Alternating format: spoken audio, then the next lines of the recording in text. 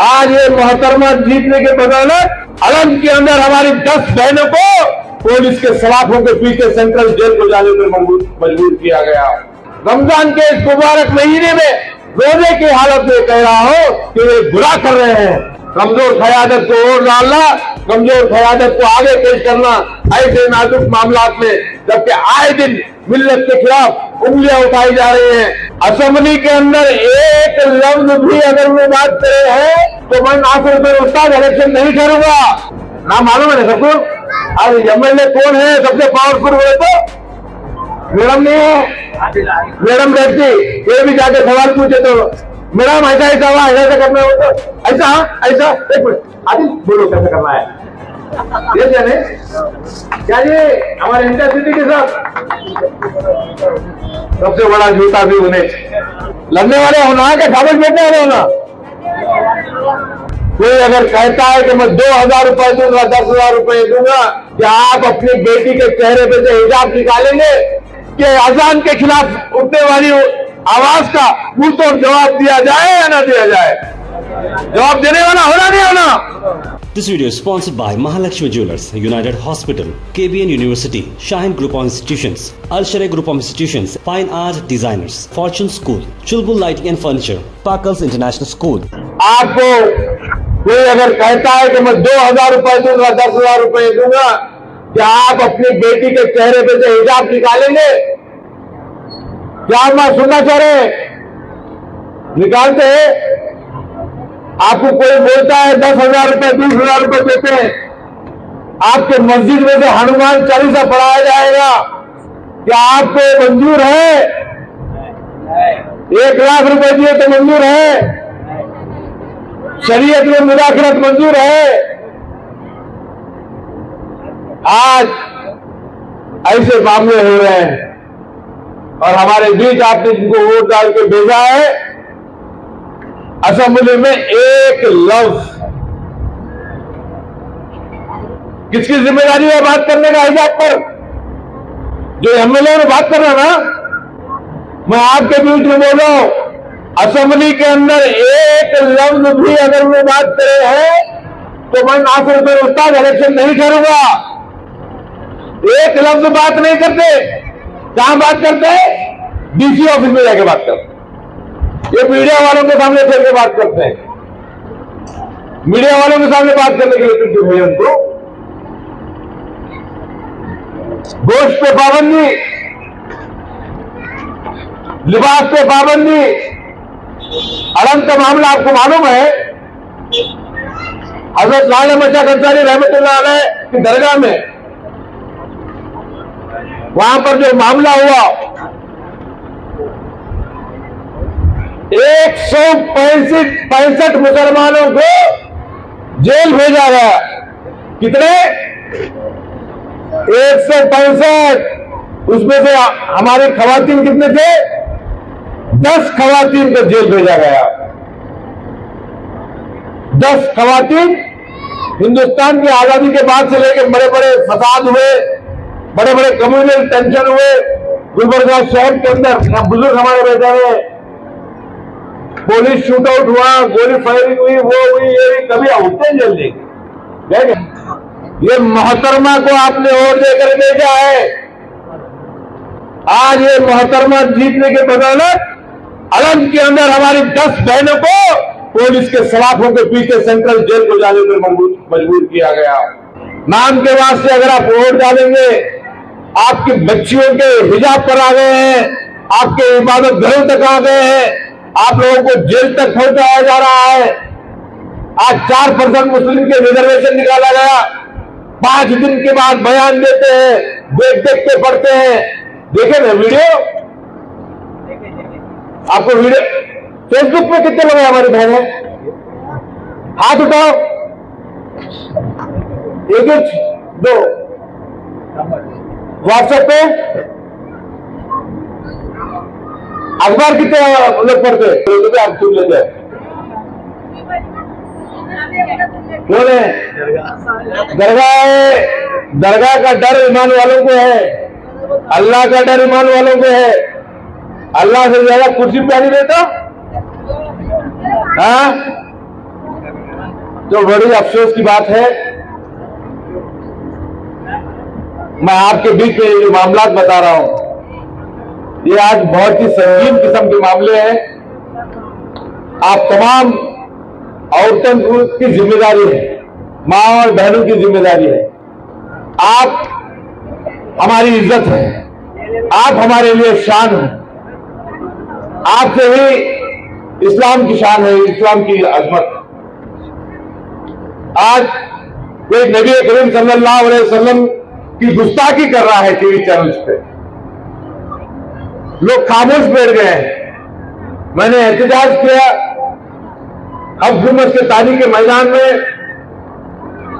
मैंने हुकूमत से मुतालबा किया कि नबी करीम सल्लल्लाहु अलैहि वसल्लम के शान में जो भी गुस्ताखी करेगा तो उस शख्स को नॉन अवेलेबल वारंट होना चाहिए, केस होना चाहिए और उसकी गिरफ्तारी होनी चाहिए।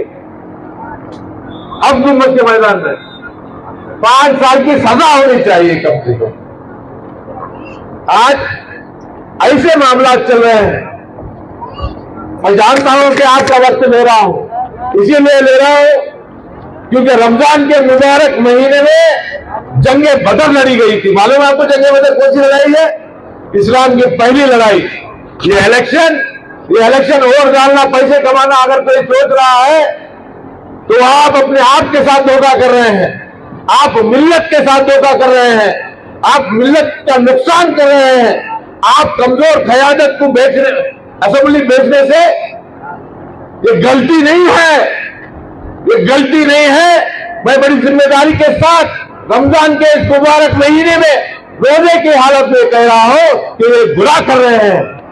कमजोर क़यादत को और डालना, कमजोर क़यादत को आगे पेश करना ऐसे नाजुक मामलात में, जबकि आए दिन मिल्लत के खिलाफ उंगलियां उठाई जा रही हैं, शरीयत के मुदाखलत करने की मुसलसल कोशिशें कर रहे हैं। ऐसे हालात में आप सबको एक होना है और आप हमारी इज्जत है। आज मैं औरत कमजोर है उनके नहीं बोलती, मैं आज औरत कमजोर है, औरत नहीं कर सकते, ऐसी बात नहीं है।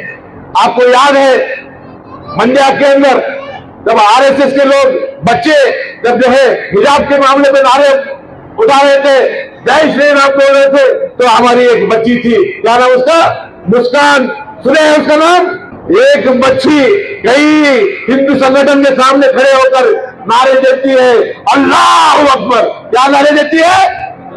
ये हमारी औरतें हैं, ये हमारी माँ और बहनें हैं, जिसके सीने में जो है इस्लाम रहता है, जो बेबाक होती है, जो बेखौफ होती है।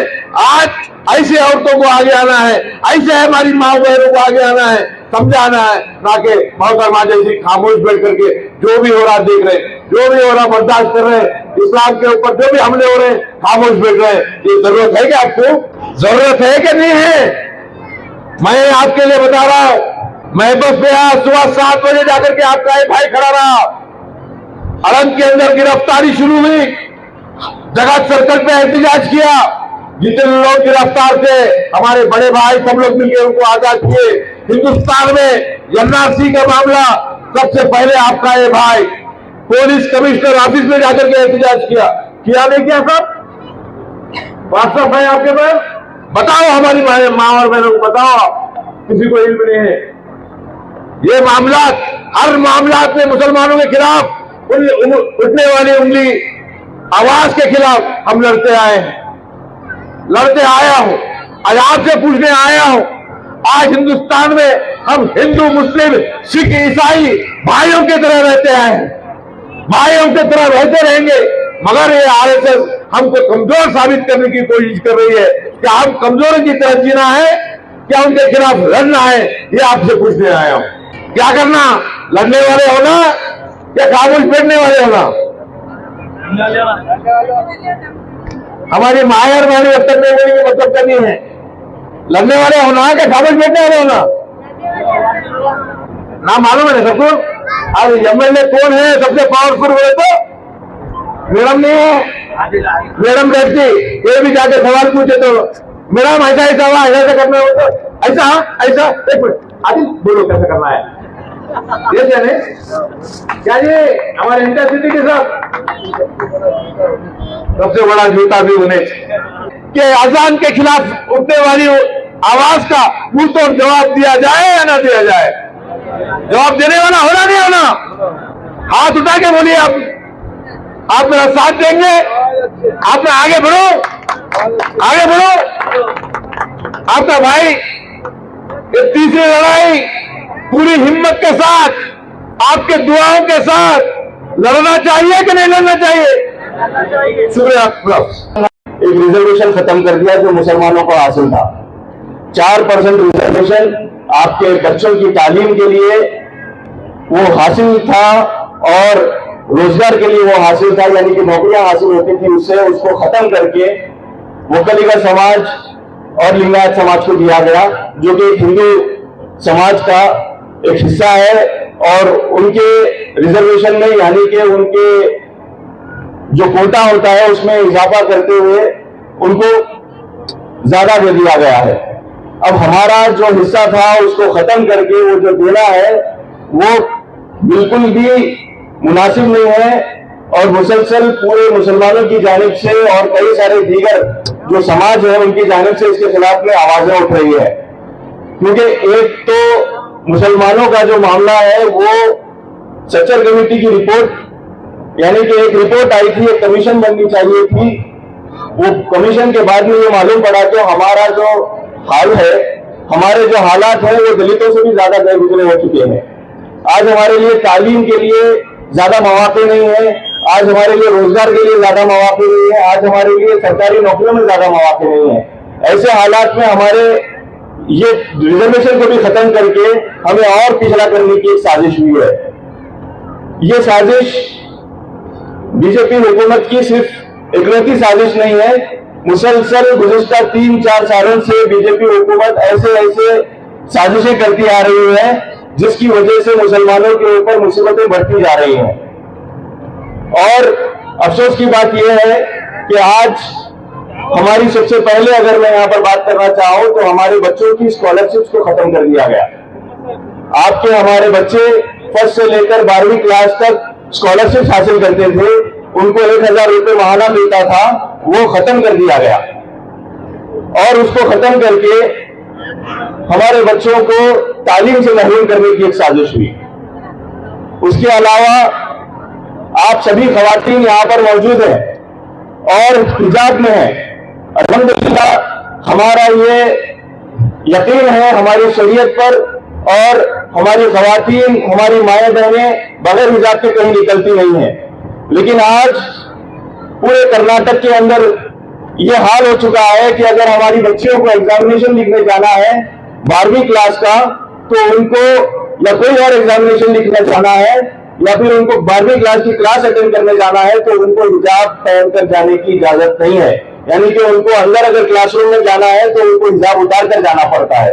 और इसके खिलाफ अफसोस होता है इस बात पर कि हमारे जो मुस्लिम लीडर्स हैं, जो एमएलए हैं, जो अब आप लोगों के बीच में आएंगे, वो लोगों ने सिवाय लफबाजी के आप लोगों के बीच में जब आते हैं तो बोलते हैं कि हम लोगों ने हिजाब के बारे में बात की, लेकिन जहां पर बात करना चाहिए, जहां हम जिस मकसद के लिए उन्हें भेजे हैं, वो वहां पर जाकर अपनी बात नहीं करते हैं। जब उनको पूछा जाता है कि आपने क्यों बात नहीं की, आपको हम लोगों ने ऐवान में भेजा, आपको हमने असेंबली में भेजा ताकि आप हमारे हुकूक के लिए, आप हमारे मसाइल के बारे में बात करें, तो वो कहते हैं कि हमारे सदर ने इनकार कर दिया कि हमें हिजाब के बारे में कोई बात नहीं करनी है। यहाँ 7 एमएलए मुसलमान हैं और सातों के सातों कांग्रेस पार्टी से ताल्लुक रखते हैं और सातों के सातों ने असेंबली के अंदर एक लफ्ज भी हिजाब के बारे में बात नहीं की, क्योंकि उनके सदर ने उनको मना कर दिया कि आप लोग हिजाब के ताल्लुक से असेंबली में बात नहीं करेंगे। ये हाल है आज हमारे मुस्लिम कायदीन का, जो दावा करते हैं कि हमारे हुकूक के लिए, हमारे मसाइल के लिए आवाज उठाते हैं। ये मसाइल के ऊपर सबसे पहले गुलबर्गा शहर में यहां पर आपके मेहमान खुसूसी मौजूद हैं अलहाज नासिर हुसैन उस्ताद साहब, उन्होंने आवाज उठाई। और रियासत कर्नाटका में अगर किसी ने आवाज उठाई तो वो जनता दल सेक्युलर के साबिक वजीर आला HD कुमारस्वामी जी हैं। ये हकीकत है जो आपके सामने बताना बहुत जरूरी है। और वहीं पर जो परसों के दिन 2B रिजर्वेशन खत्म कर दिया गया, जो 4% हम लोगों को हासिल था, उसको देने वाली भी जनता दल है। एसडी देवेगौड़ा जी जो साबिक वजीर आजम रहे हैं और जनता दल सेकुलर के सुप्रीमो है, उन्होंने ये 4% दिया था। उसको खत्म करके आज मुसलमानों को बदहाल करने की साजिश हो रही है। और ये साजिश जब हम लफ्ज इस्तेमाल करते हैं मुसलमानों के साथ, तो ये साजिश के अंदर कांग्रेस बशमूल शामिल होती है। कांग्रेस पार्टी मुसलमानों के हुकूक के लिए बात नहीं करती है। जब मसाइल आते हैं मुसलमानों पर, जब परेशानियां आती हैं मुसलमानों पर, तो वो खामोश हो जाते हैं, तमाशाई बन जाते हैं। आप लोगों ने देखा है, आप लोग शायद इस बात से वाकिफ हैं, आप लोग शायद इस बात से वाकिफ हैं कि अलम में एक दरगाह है हजरत लाल मशाख अंसारी रहमतुल्लाह अलैह। हमारे लोग उसके मुतक़िदीन हैं और वहां पर 1 साल पहले पूजा की गई थी। शिवरात्रि के मौके पर वहां पर पूजा करवाई गई थी और उस पूजा करवाने की इजाजत में गुलबर्गा शहर की एमएलए यानी कि मोहतरमा कनीज फातिमा की भी रजामंदी शामिल थी। और हत्ता कि ये वो मौजूद थे वहां पर जब पूजा करवाई जा रही थी, और उसके बाद वहां पे हालात नासाजगार हो गए। वहां के लोगों को इस बात का इल्म नहीं था कि यहाँ कांग्रेस पार्टी के जिम्मेदार, कांग्रेस पार्टी के लीडर्स और बीजेपी पार्टी के लीडर्स दोनों मिलकर डीसी के साथ में बैठकर फैसला ले चुके हैं कि वहां पर पूजा करवाई जाएगी। वो लोग इस बात से गाफिल थे और उन्होंने उस पर एहतजाज किया। जब एहतजाज किया तो वहां पर सुबह सवेरे उनको उठाया गया, 165 लोगों को गिरफ्तार किया गया। उसमें से 10 खवातीन थी, आपकी जैसी खवातीन हमारी माएं बहनें उसमें शामिल हो गई। सुबह फजर के वक्त में उनको गिरफ्तार किया गया। और अफसोस ये होता है कि इस बात का जर्रा बराबर भी एहसास गुलबर्गा नॉर्थ के एमएलए को नहीं था। एहसास करने वाली शख्सियत फिर एक बार आपके सामने कहना चाहता हूं कि अल्लाज नासिर हुसैन उस्ताद साहब है। फौरी तौर पर जगत सर्कल पर एक एहतजाज बुलाया गया था कि उनको रिहा करवा दिया जाए, और उस एहतजाज में अल्लाज नासिर हुसैन उस्ताद साहब ने पूरे जोर शोर से अपनी आवाज बुलंद की। और उसके बाद में जब डीसीएसपी के पास जाकर मुलाकात की तो वहां पर बहुत सारे इंकशाफात जो अभी आपके सामने मैंने रखे वो किए गए थे। वहां अलग में 2 मैयतें भी हुई थी। 2 मैयतों को जनाजे को खांदा देने वाली शख्सियत, और क्योंकि वहां पर किसी को वहां पर जाने की इजाजत नहीं मिल रही थी, सारे के सारे लोग खौफजदा थे। वैसे हालात में पूरे हैदराबाद कर्नाटक के कायद होने की हैसियत से, मजबूत लीडर होने की हैसियत से नासिर हुसैन उस्ताद साहब वहां पर मौजूद थे मैयत को खाना देने के लिए। और इन लोगों को रिहा करवाने वाले भी नासिर हुसैन उस्ताद साहब और उनके भाई जाकिर हुसैन उस्ताद साहब और एडवोकेट मजहर हुसैन उस्ताद साहब। ये हालात है हमारे कायदीन जहां पर खामोश हो जाते हैं एमएलए बनकर, वहां पर सड़कों पर उतरना पड़ता है नासिर हुसैन उस्ताद साहब जैसे कायद को। और आपको ये बात कहना चाहता हूं कि ये इंतखाब, ये इलेक्शन एक अहम इलेक्शन है। ये सिर्फ और सिर्फ एमएलए चुनने का इलेक्शन नहीं है, हमारी क़यादत को चुनने का इलेक्शन है, हमारे लीडर को चुनने का इलेक्शन है। क्योंकि पूरे इलाके की एक वाहिद आवाज अगर कोई आज की तारीख में मौजूद है जो मिल्लत के बारे में, मुसलमानों के बारे में आवाज उठाते हैं, तो वो अलहाज नासिर हुसैन उस्ताद साहब है। उनके अलावा कोई और ऐसा शख्स नहीं है जो मिल्लत के हक के लिए आवाज उठा रहा है, सड़कों पर आ रहा है और तमाम तर मसाइल में मुसलमानों के लिए, गरीबों के लिए मजबूती के साथ खड़ा हो रहा है, तो वो सिर्फ और सिर्फ अलहाज नासिर हुसैन उस्ताद साहब है। मैं मजीद आपके सामने, और जब इंतखाबात का सिलसिला शुरू होगा, जब मौका आएगा तो आपके सामने बात रखूंगा। मैं आप लोगों से आज जो आप लोगों को ये ताज दिए जा रहे हैं, उम्मीद करता हूं कि और मजीद ऐसे खिदमत इब्राहिम साहब और उनके तमाम तर हामी यहाँ पर करेंगे आप लोगों के बीच में। और आप लोगों से ये गुजारिश है कि इस बार नासिर हुसैन उस्ताद साहब का साथ दीजिए, उनकी एक ताकत बनिए और वो मिल्लत की ताकत बन सके, इसके लिए उन्हें एक बार मौका दीजिए। बहुत बहुत शुक्रिया। अस्सलाम वालेकुम। This video is sponsored by Mahalakshmi Jewelers, United Hospital, KBN University, Shine Group of Institutions, Al Sharai Group of Institutions, Fine Art Designers, Fortune School, Chulbul Lighting and Furniture, Parkers International School.